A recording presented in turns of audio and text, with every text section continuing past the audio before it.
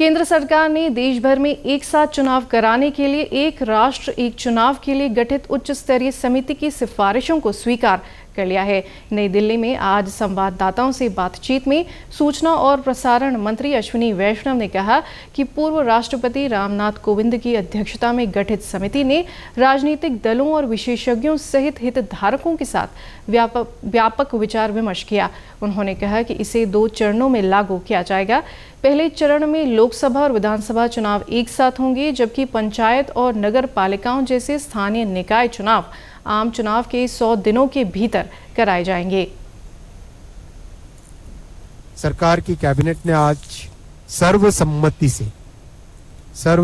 से अब इन रिकमेंडेशंस को एक्सेप्ट किया और इसका इम्प्लीमेंटेशन 2 फेजेस में होगा, जैसा कि कमेटी के रिकमेंडेशंस में है।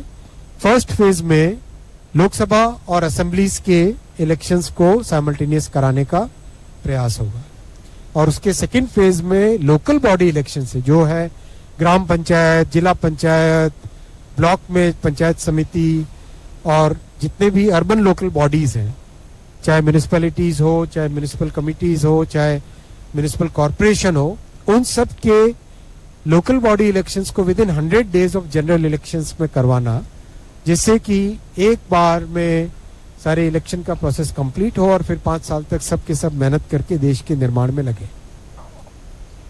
केंद्रीय मंत्री वैष्णव ने बताया कि सरकार ने विज्ञान और प्रौद्योगिकी क्षेत्र को बढ़ावा देने के लिए चंद्रयान 4 मिशन और वीनस ऑर्बिटर मिशन को मंजूरी दी है। उन्होंने कहा कि मंत्रिमंडल ने चंद्रमा पर सफलतापूर्वक लैंडिंग के बाद पृथ्वी पर वापस आने की प्रौद्योगिकी विकसित करने के लिए चंद्र मिशन को स्वीकृति दी है। शुक्र ग्रह के वातावरण की ज्यादा जानकारी के लिए वीनस ऑर्बिटर मिशन को भी मंजूरी दी गई है। सबसे आज बड़ा फैसला लिया गया कि चंद्रयान 4 मिशन को और एक्सपैंड किया गया, इसमें और बड़ा किया गया, इसमें एलिमेंट्स नए जोड़े गए हैं। वीनस ऑर्बिटर मिशन का भी अप्रूवल हुआ है।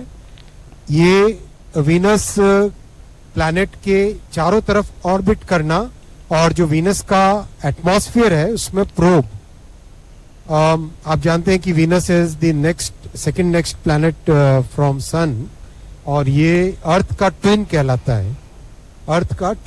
है और वहाँ की बहुत सारे कैरेक्टरिस्टिक्स है जिसको स्टडी करने से कई साइंस एंड टेक्नोलॉजी की फंडामेंटल रिसर्च में इसका बेनिफिट होता है।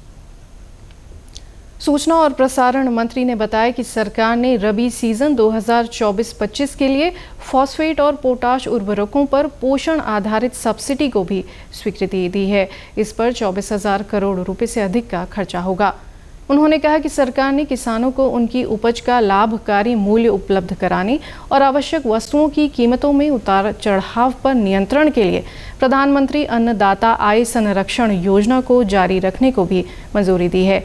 केंद्रीय मंत्री ने बताया कि सरकार ने 79,156 करोड़ रुपए के परिव्यय के साथ प्रधानमंत्री जनजातीय उन्नत ग्राम अभियान को भी स्वीकृति दी है।